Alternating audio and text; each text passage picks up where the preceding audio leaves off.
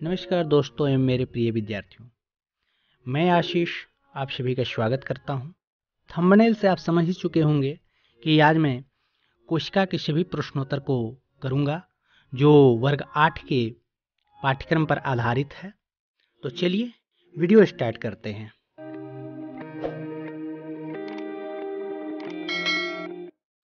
तो विद्यार्थियों, आज का पहला क्वेश्चन, निम्न कथन में सत्य अथवा असत्य लिखिए। यहाँ पर सत्य और असत्य जो सेंटेंस दिया रहेगा उसको सही या गलत उसको लिखना है। तो पहला है, एक कोशिकीय जीव में एक ही कोशिका होती है। क्या एक कोशिकीय जीव में एक कोशिका होती है?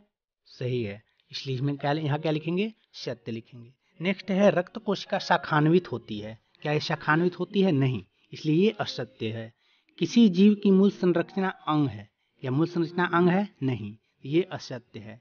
अमीबा की आकृति अनियमित होती है। क्या होती है अनियमित? हाँ, इसलिए सत्य है। सबसे बड़ी कोशिका शुतुरमुर्ग का अंडा होता है। क्या ये सही है? हाँ, ये सत्य है। पौधों के कोशिकाओं में अपेक्षाकृत बड़ी रिक्तता पाई जाती है तो हाँ, इसलिए यह सत्य है।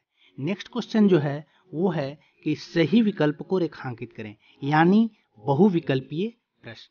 तो देखते हैं फर्स्ट क्वेश्चन, केंद्र में कौन सा द्रव्य पाया जाता है? बताइए। तो इसका ऑप्शन है केंद्रक, केंद्रिका द्रव्य, कोशिका द्रव्य, रसधानी। तो इसका जो सही आंसर होगा वो होगा केंद्रिका द्रव्य। नेक्स्ट क्वेश्चन है, जंतु कोशिका में क्या अनुपस्थित होता है? तो इसका जो ऑप्शन दिया हुआ है वो है कोशिका झिल्ली, केंद्रक, कोशिका भित्ति, जीव द्रव्य। तो इसका जो आंसर होगा वो होगा कोशिका भित्ति। नेक्स्ट है, क्लोरोप्लास्ट किस में पाया जाता है? जंतु कोशिका में, पादप कोशिका में, दोनों में, किसी में भी नहीं।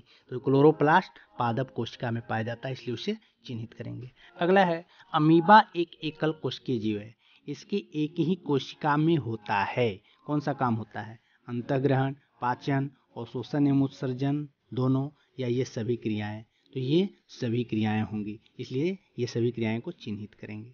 अब देखते हैं नेक्स्ट क्वेश्चन, कोशिका झिल्ली को चयनात्मक पारगम्य क्यों कहा जाता है? कोशिका झिल्ली को हम चयनात्मक पारगम्य क्यों कहते हैं कि इस पर से उस पार चला जा रहा है?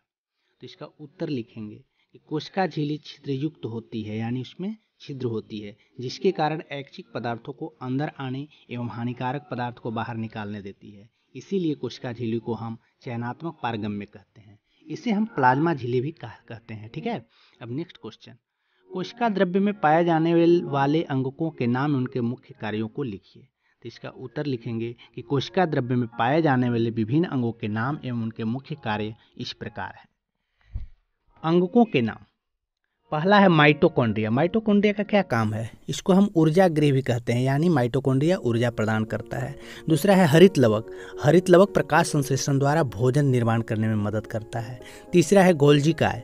गोल्जिकाय जो है सो प्रोटीन का संग्रह करता है और विभिन्न रसों का स्राव करता है। नेक्स्ट है राइबोसोम। राइबोसोम यानी राइबोसोम वो प्रोटीन के संश्लेषण करने के काम करता है। लाइसोसोम, लाइसोसोम को हम आत्महत्या की थैली भी कहते हैं। ठीक है, इसलिए कहते हैं कि ये कोई कोशिका का पाचन करता है, उसमें जो रस होता है ना वो जो है सो हानिकारक भी हो जाता है। नेक्स्ट है रिक्तिका। रिक्तिकाएं विभिन्न पदार्थों के भंडारण के लिए अनुमति देती हैं। ठीक है, अब हम बढ़ते हैं अगले क्वेश्चन की ओर। क्वेश्चन है, कोशिका द्रव्य एवं केंद्रक द्रव्य में अंतर स्पष्ट करें। इन दोनों द्रवों को संयुक्त रूप से क्या कहा जाता है? कोशिका द्रव्य और केंद्रक द्रव्य में अंतर। तो इसका उत्तर लिखेंगे कि कोशिका द्रव्य एवं केंद्रक द्रव्य में निम्नलिखित अंतर पाए जाते हैं। कौन से अंतर पाए जाते हैं? तो नंबर 1, कोशिका झिल्ली एवं केंद्रक के बीच पाए जाने वाले जेली जैसा द्रव्य को हम कोशिका द्रव्य कहते हैं, जबकि केंद्रक झिल्ली के अंदर पाए जाने वाले द्रव्य को हम केंद्रक द्रव्य कहते हैं। दूसरा, कोशिका द्रव्य में माइटोकॉन्ड्रिया, राइबोसोम, हरित लवक, रसधानी, गोल्जिकाय पाए जाते हैं, जबकि केंद्रक द्रव्य में सिर्फ केंद्रिका पाए जाते हैं। एक और क्वेश्चन था कि केंद्रक द्रव्य एवं कोशिका द्रव्य को संयुक्त रूप से क्या कहते हैं? तो केंद्रक द्रव्य एवं कोशिका द्रव्य को संयुक्त रूप से जीव द्रव्य कहते हैं। जीवन की सारी क्रियाएं इसी पर निर्भर करती है। अब देखते हैं नेक्स्ट क्वेश्चन। क्वेश्चन है, पादप कोशिका और जंतु कोशिका में अंतर स्पष्ट करें। तो लिखेंगे पादप कोशिका और जंतु कोशिका में निम्नलिखित अंतर पाए जाते हैं। आप यहाँ देख सकते हैं कि गोला वाला जो है अंडाकार वो है जंतु कोशिका, और जो चतुर्भुजाकार है वो है पादप कोशिका। जंतु कोशिका में रिक्तिका, रसधानी, प्लाज्मा झिल्ली, गोल्जिकाय, अंतःद्रव्य जालिका, केंद्रिका, केंद्रक, कोशिका द्रव्य, माइटोकॉन्ड्रिया पाया जाता है।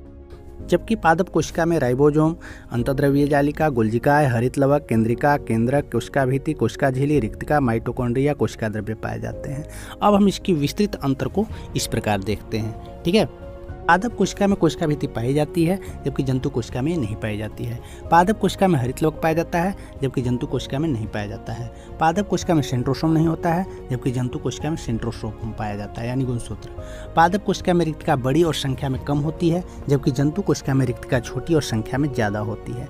पादप कोशिका में केंद्रक किनारा में पाया जाता है जबकि जंतु कोशिका में केंद्रक बीच में पाया जाता है। इस प्रकार से इसका अंतर हुआ। अब बढ़ते हैं अगले क्वेश्चन की ओर। क्वेश्चन है, कोशिका में क्रोमोसोम अथवा गुणसूत्र कहाँ पाए जाते हैं, उनके कार्य को बताइए। तो कोशिका में क्रोमोसोम और गुणसूत्र जो है वह केंद्रक के भीतर जोड़ा में पाया जाता है। इनकी संरचना कैसी होती है, तो धागा के जैसा होता है। इन्हें आनुवंशिक गुणों का वाहक भी कहा जाता है। कोशिका विभाजन के समय यह केंद्रक सहित बढ़ जाते हैं। इनका प्रमुख कार्य माता पिता के गुणों के संतानों तक ले जाना है। इनकी संख्या जीवों में निश्चित होती है, जो 1-2 जोड़ों से लेकर कई 100 जोड़ों तक हो सकती है। अब नेक्स्ट क्वेश्चन की ओर बढ़ते हैं। नेक्स्ट क्वेश्चन है, पादप कोशिका में कोशिका भित्ति का क्या कार्य है, क्या काम करता है कोशिका भित्ति। तो पादप कोशिका के सबसे बाहरी कठोर, मजबूत, मोटी तथा छिद्रयुक्त पारगम्य तथा निर्जीव आवरण को हम कोशिका भित्ति कहते हैं। यह पौधा में सेलुलोज के बना होता है जबकि कवक में फंगल काइटिन के बनी होती है। इनका मुख्य कार्य है पौधों को गर्मी, ताप और विभिन्न परिवर्तन से सुरक्षा प्रदान करना। अब बढ़ते हैं नेक्स्ट क्वेश्चन की ओर। कोशिका के आकार का जीवों के आकार के साथ कोई संबंध नहीं होता। क्या आप इससे सहमत हैं? यदि हाँ तो अपने उत्तर को स्पष्ट करें। तो कोशिका के आकार के जीवों के आकार से कोई संबंध नहीं होता है।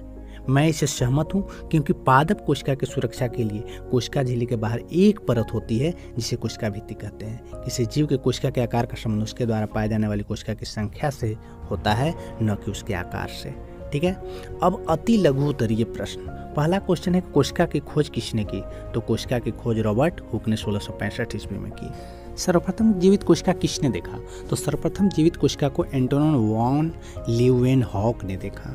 जीवन की मूलभूत इकाई किसे कहते हैं। तो जीवन की मूलभूत इकाई कोशिका को कहते हैं। नेक्स्ट, कोशिका के मुख्य 3 घटक कौन सा है। तो कोशिका का मुख्य 3 घटक कोशिका झिल्ली, कोशिका द्रव्य एवं केंद्रक है। तो दोस्तों और मेरे प्रिय छात्रों, अभी तक जो मैं प्रश्न उत्तर को बताया हूँ, अगर इसमें समझने किसी तरह की कोई परेशानी हो तो कमेंट बॉक्स में लिखें, मैं उस समस्या का समाधान करूँगा। फिर मिलते हैं नेक्स्ट वीडियो में, तब तक के लिए जय हिंद।